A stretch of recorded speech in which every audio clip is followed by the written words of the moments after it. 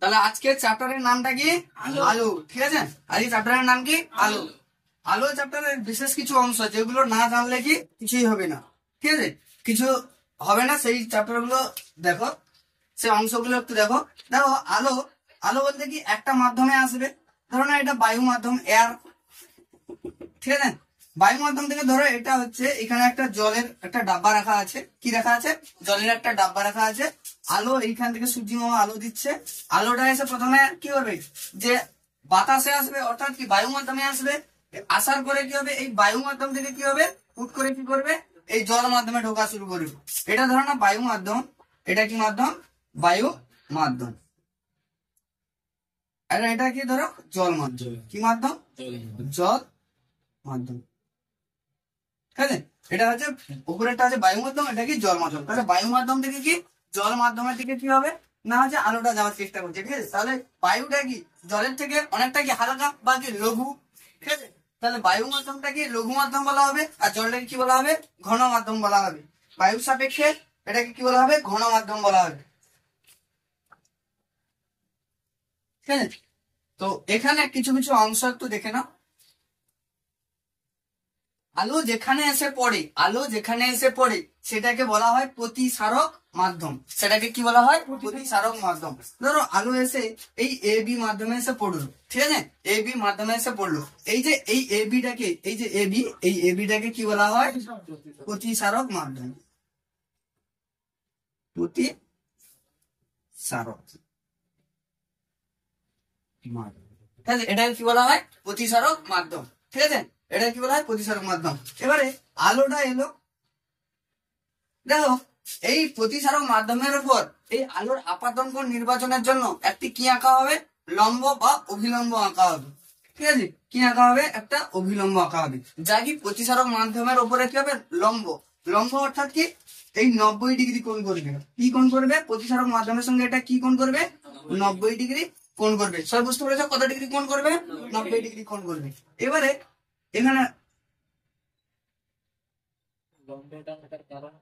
লম্ব। ঠিক আছে, লম্বটা হচ্ছে কি কোণ নির্বাচনের জন্য লম্বটাকে আঁকতেই হবে।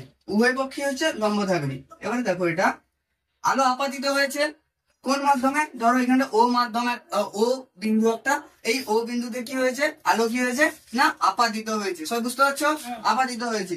আপাতিত যেখানে হবে সেটা সেখানে সে কি কোণ তৈরি করবে? আপাতন কোণ উৎপন্ন করবে। না, ভুল বলছো, সেটাকে কি কোণ উৎপন্ন করবে? আপাতন কোণ। আপাতন কোণ। আচ্ছা, যে রশ্মিটা আসছে এই রশ্মিটাকে কি রশ্মি বলা হবে? আপাতিত রশ্মি। কি রশ্মি বলা হবে? দেখতে পাচ্ছ? আপাতিত, আপাতিত রশ্মি। এবার দেখো আপাতিত, আপাতন কোণে গিয়ে বা আপাতিত বিন্দুতে গিয়ে আপাতিত হয়েছে। হ্যাঁ, এবারে কি হবে? এ কি হবে? হয় পুনরায় ওই মাধ্যমে ফিরে যাবে, নতুবা কি আবার একটা নতুন মাধ্যমে চলে যাবে। ঠিক আছে, আমি ধরলাম যে ওই মাধ্যম থেকে আবার একটা নতুন মাধ্যমে বা ওই মাধ্যমে ফিরে গেছে। ঠিক আছে, ওই মাধ্যমে ফিরে গেছে। তাহলে এটা আপাতিত রশ্মি। আপাতিত রশ্মি এসে আপাতন বিন্দুতে কি কোণ তৈরি করেছে? আপাতন কোণ উৎপন্ন করেছে। ঠিক আছে, এবার দেখো যে রশ্মিটা বেরিয়ে যাচ্ছে, দেখো আলো ঢুকছে চিহ্ন, তীর চিহ্ন এদিকে, আলো বেরিয়ে যাচ্ছে তীর চিহ্ন দেখো উল্টা দিকে। ঠিক আছে, তাহলে এই রশ্মিটাকে কি বলা হয়? প্রতিসৃত রশ্মি। প্রতিসৃত রশ্মি।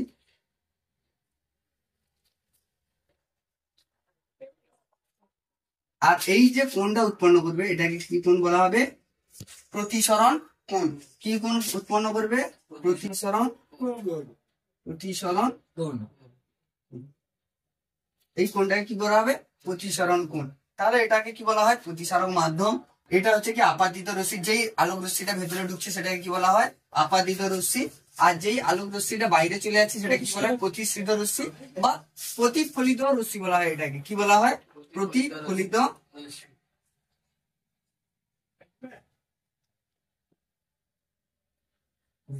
সব বুঝতে পেরেছো? প্রতিফলিত রশ্মি। এইবারে দেখো আপাতন কোণ কে কি দ্বারা প্রকাশ করা হয়? ছোট হাতের আই দ্বারা প্রকাশ করা হয়। কি দ্বারা প্রকাশ করা হয়? ছোট হাতের আই দ্বারা প্রকাশ করা হয়। আর প্রতিসৃত রশ্মি বা প্রতিসরণ কোণকে কি দ্বারা প্রকাশ করা হয়? ছোট হাতের আর দ্বারা প্রকাশ করা হয়। কত? ছোট হাতের আর দ্বারা প্রকাশ করা হয়। এতদিন পর্যন্ত সবার কনসেপ্ট ক্লিয়ার? হ্যাঁ কি না? তো তোমরা বুঝতে পেরেছো কিনা বলবে। এরপরে যেটা আসছে,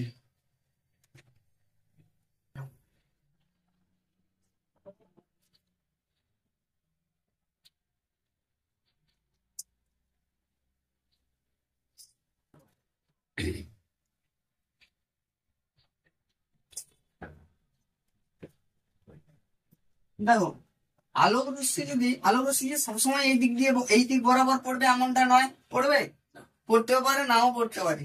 আলোক রশ্মি কোনো কোনো সময় কি হবে, সূর্য ধরো এই দিকে গিয়েছে সোজা আছে, আলোক রশ্মি কি এই লম্ব বরাবর পড়লো, এই আলোক রশ্মি কি হলো লম্ব বরাবর পড়লো, তাহলে কি আপাতন কোণ কোনো সৃষ্টি করতে পারবে? আপাতন কোণ কি এই লম্ব বরাবর আপাতন কোণ সৃষ্টি করবে? না, এই দিক কর্নার বরাবর যদি পড়ে তখন এটা নেই, তখন কি হবে, এটাই হচ্ছে আপাতন কোণ। ধরো এই দিক বরাবর পড়েছি, তখন এটা কি হবে, আপাতন কোণ এইটা, আপাতন কোণ কি এইটা, হ্যাঁ কি না, আপাতন কোণ কোনটা, এইটা। তাহলে আলোক রশ্মি এইটাকে বলা হয় লম্ব আপাতন, এটা কি বলা হয়, লম্ব আপাতন, লম্ব আপাতন। আপাতন, লম্ব আপাতনের ক্ষেত্রে আপাতন কোণের মান কত হয়, লম্ব আপাতনের ক্ষেত্রে আপাতন কোণের মান কত হয়, 0 ডিগ্রি। আপাতন কোণের মান কি হয়, 0 ডিগ্রি, ঠিক আছে। লম্ব আপাতনের ক্ষেত্রে আপাতন কোণের মান কত হয়, 0, কারণ এই তো লম্ব বরাবর সে পড়েছে, কোনো কোণ করার কোনো জায়গাই নেই, কোণ করার কোনো জায়গা নেই। কোণ কার সাপেক্ষে তৈরি করে, লম্বের সাপেক্ষে তৈরি করে। তাহলে কোণ কার সাপেক্ষে তৈরি করে, লম্ব বা হচ্ছে অভিলম্বের সাপেক্ষে কোণ কি করে তৈরি করা হয়, অভিলম্বের সাপেক্ষে কি করা হয়, কোণ তৈরি করা হয়। এরপরে দেখো টোটাল হচ্ছে আলোর প্রতিসরণ সংক্রান্ত টোটাল কয়টি সূত্র, টোটাল হচ্ছে 2টি সূত্র। আলোর প্রতিসরণ সংক্রান্ত কয়টি সূত্র, 2টি সূত্র, ঠিক আছে। প্রথম সূত্র না, আপাদিত রশ্মি, সবাই খেয়াল রাখবে, আপাদিত রশ্মি, প্রতিসৃত রশ্মি, আপাদিত রশ্মি, প্রতিসৃত রশ্মি এবং আপাতন বিন্দুতে, এখানে তো আপাতন বিন্দু, এটা আপাতন বিন্দুতে অঙ্কিত অভিলম্ব, এই আঁকা কি হচ্ছে অভিলম্ব, সর্বদা কি একই সমতলে থাকবে। কোথায় থাকবে, সর্বদা একই সমতলে থাকবে। যারা বুঝতে পারছো না এই লেখাটা দিয়ে এই করে থাকো, মন দিয়ে দেখো যে আপাদিত রশ্মি, আপাদিত রশ্মি, প্রতিফলিত রশ্মি বা প্রতিসৃত রশ্মি, এই লেখাটা দিয়ে একটু জুম আউট করো। প্রতিফলিত রশ্মি, আপাদিত রশ্মি, প্রতিফলিত রশ্মি ও আপাতন বিন্দুতে, ও আপাতন বিন্দুতে, আপাতন বিন্দুতে অঙ্কিত অভিলম্ব, অঙ্কিত আপাতন বিন্দুতে প্রতিসারক তলের উপর, আপাতন বিন্দুতে প্রতিসারক তলের উপর, প্রতিসারক তলের উপর, তলের উপর অঙ্কিত অভিলম্ব, অঙ্কিত অভিলম্ব, অভিলম্ব সর্বদা একই সমতলে থাকে, একই সমতলে থাকে। এটা হচ্ছে কি আলোর প্রতিসরণের প্রথম সূত্র, এটা কি আলোর কি প্রতিসরণের কি প্রথম সূত্র, মনে থাকবে। আলোর প্রতিসরণের প্রথম সূত্র কি, আপতিত রশ্মি, প্রতিফলিত রশ্মি এবং আপাতন বিন্দুতে প্রতিসারক তলের উপর অঙ্কিত অভিলম্ব সর্বদা একই সমতলে থাকে। সব মনে রাখবে, এটা সর্বদা কোথায় থাকে না, একই সমতলে থাকে। এরপরে দেখো, তাহলে আমি যদি এটা ব্যাখ্যা করি, একটু যদি ব্যাখ্যা করি, ধরো এ বি একটা কি প্রতিসারক, প্রতিসারক তল বা প্রতিসারক মাধ্যম এ বি, ঠিক আছে। এবারে পি ও, পি ও দেখো একটু, পি ও, পি ও কি আপাতিত রশ্মি, পি ও আপাতিত রশ্মি, এখানে ধরো এম আছে, ঠিক আছে, পি ও, আর হচ্ছে এখানে কি কিউ বিন্দুতে সে কি হয়েছে, প্রতিষ্ঠিত হয়েছে। আপাতিত রশ্মিটা প্রতিষ্ঠিত কোথায় হয়েছে, কিউ বিন্দুতে, ঠিক আছে। এবার দেখো পি ও আপাতিত রশ্মি, ও কিউ বা কিউ ও কি প্রতিফলিত রশ্মি এবং আপাতন বিন্দুতে, আপাতন বিন্দু কি ও, অঙ্কিত অভিলম্ব কি এম ও, এরা কি সবাই কি একই সমতলটার উপরে অবস্থিত, একই সমতলে অবস্থিত। হ্যাঁ, এটা হচ্ছে কি প্রতিসরণের প্রথম সূত্র, ফার্স্ট ল, ফার্স্ট ল, এটা ঠিক আছে, প্রতিসরণের প্রথম সূত্র। সবাই বুঝতে পেরেছো, সবাই বুঝতে পেরেছো? ঠিক আছে, প্রতিসরণের প্রথম সূত্র। এবারে দ্বিতীয় সূত্র কি? দ্বিতীয় সূত্র ইজ মোস্ট পপুলার সূত্র। ঠিক আছে, পপুলার সূত্র নাম কি? স্লেনের সূত্র। প্রতিসরণের দ্বিতীয় সূত্র বা কি? স্লেনের সূত্র।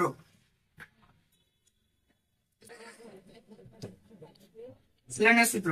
দেখো এইখানে আলোটা আপাতিত হয়েছে মানে এটা কি আপাতন কোণ, এটা কি আপাতন কোণ। আর এই জায়গাটায় প্রতিফলিত হয়েছে মানে এটা কি? প্রতিসরণ কোণ। মানে আর এখানে বলছে যে দুটি নির্দিষ্ট মাধ্যম এবং একটি নির্দিষ্ট বর্ণের আলোর ক্ষেত্রে,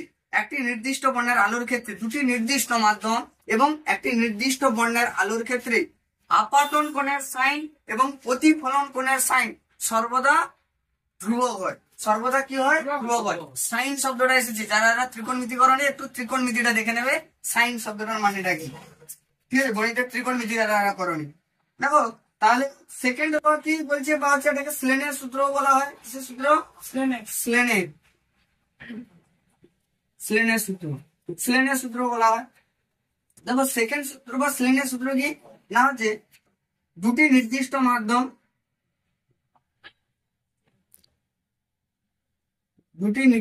মাধ্যম ও একটি নির্দিষ্ট বর্ণের আলোকে, একটি নির্দিষ্ট বর্ণের আলোর ক্ষেত্রে আপাতন কোণের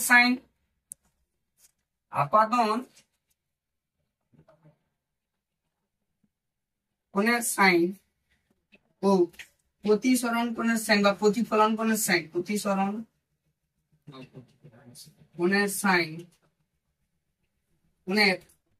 সাইন সর্বদা কি হবে?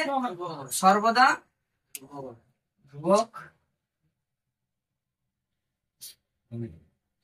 দেখো দুটি সংখ্যার অনুপাত সর্বদা কি হয়? ধ্রুবক সংখ্যাই হয়। ঠিক আছে, এবারে লক্ষ্য করো যে সাইন ও প্রতিফলন কোণের সাইন সর্বদা কি হবে? ধ্রুবক হবে। অর্থাৎ কি?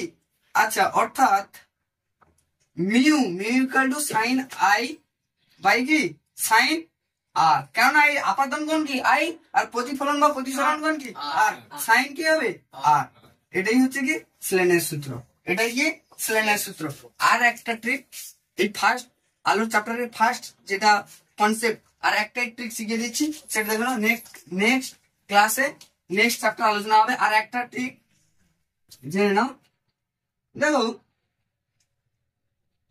তুমি ধরো কোনো রাস্তা দিয়ে যাচ্ছ, রাস্তাটা ধরো ঢালাই রাস্তা আছে। ঠিক আছে, হুট করে তোমাকে একটা কাঁচা রাস্তা দিয়ে দেওয়া হয়েছে। কি রাস্তা দেওয়া হয়েছে? কাঁচা রাস্তা, অর্থাৎ মাটির রাস্তা দিয়ে দেওয়া হয়েছে। তুমি যে সাইকেল বা যে বাইকটা নিয়ে গিয়েছিলে সেটার বেগ আস্তে আস্তে কমতে থাকবে না বাড়তে থাকবে? বাড়তে থাকবে না কমতে থাকবে? কমতে থাকবে। অর্থাৎ কি? মাধ্যমটা কি হয়েছে? চেঞ্জ হয়েছে।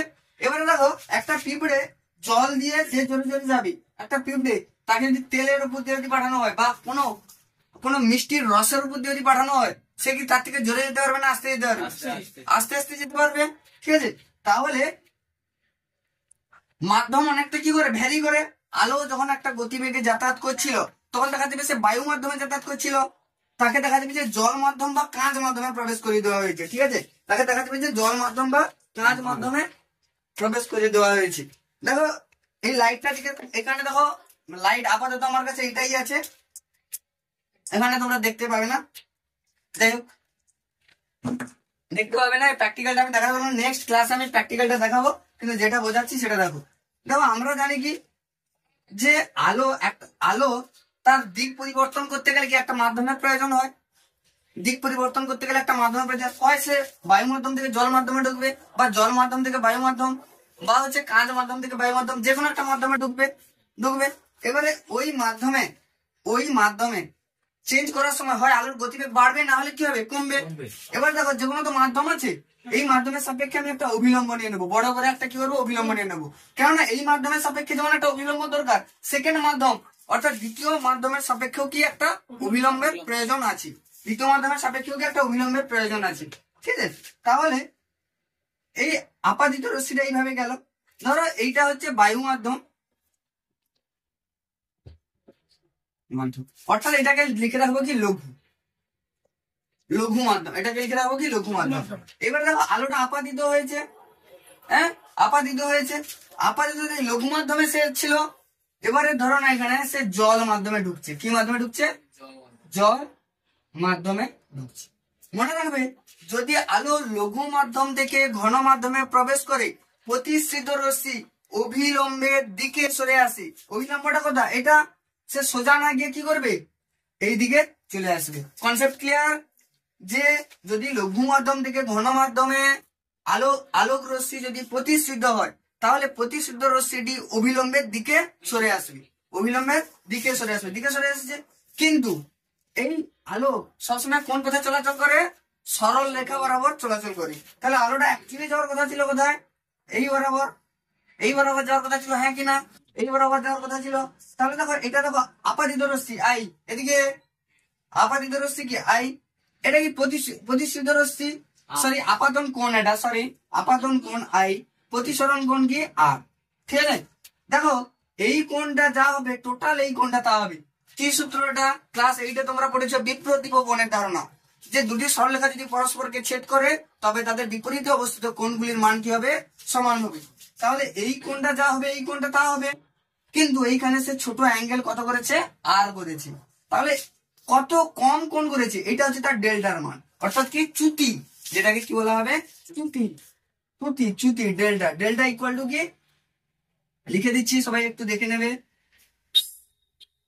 চ্যুতি, চ্যুতি সমান কি, চ্যুতি সমান কি, বা চ্যুতি ব্যাকেটে কি ডেল্টা, ডেল্টা সমান কি, ডেল্টা সমান হচ্ছে, তাহলে কোনটার মান বেশি, আই এর মান বেশি না আর এর মান বেশি, আই এর মান বেশি। পুরোটা নিলেই হয় কি হয় আই, আর এইখানে ছোট একটা কি আর আছে, ঠিক আছে। তাহলে আমার কি I minus R, I minus R, I minus R. এত বন্ধু সবার ক্লিয়ার, আই মাইনাস আর। এবারে দেখো এটা আমি পুছে দিচ্ছি, কারণ কোনো প্রবলেম, কোনো প্রবলেম, হ্যাঁ কোনো প্রবলেম নেই। যদি কারো প্রবলেম থাকে তাহলে কমেন্টে জানিয়ে অতি অবশ্য।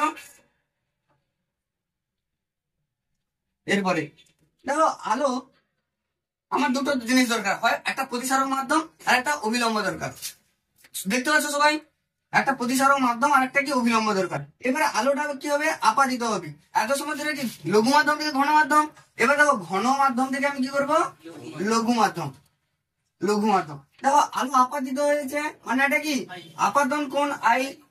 এবারে বলি যখন ঘন মাধ্যম থেকে লঘু মাধ্যমে আলো প্রতিসৃত হবে, প্রতিসৃত রশ্মিটা কি হবে, অভিলম্ব থেকে দূরের দিকে সরে যাবে, অভিলম্ব থেকে কি দূরের দিকে সরে যাবে। অর্থাৎ এই সোজা আসার কথা ছিল, সে চলে গেছে কি এই দিকে, কোন দিকে চলে গেছে, এই দিকে, ঠিক আছে এইদিকে চলে গেছে। কিন্তু আলোটা তাহলে এটা আই আর প্রতিসরণ কোণ কি আর, কিন্তু আলোটা যাওয়ার কথা ছিল কি এইদিকে, এইদিকে আলোটা যাওয়ার কথা ছিল কি এইদিকে, সে আরো এক্সট্রা কোণ করে দিয়েছে, এক্সট্রা কোণ করে দিয়েছে।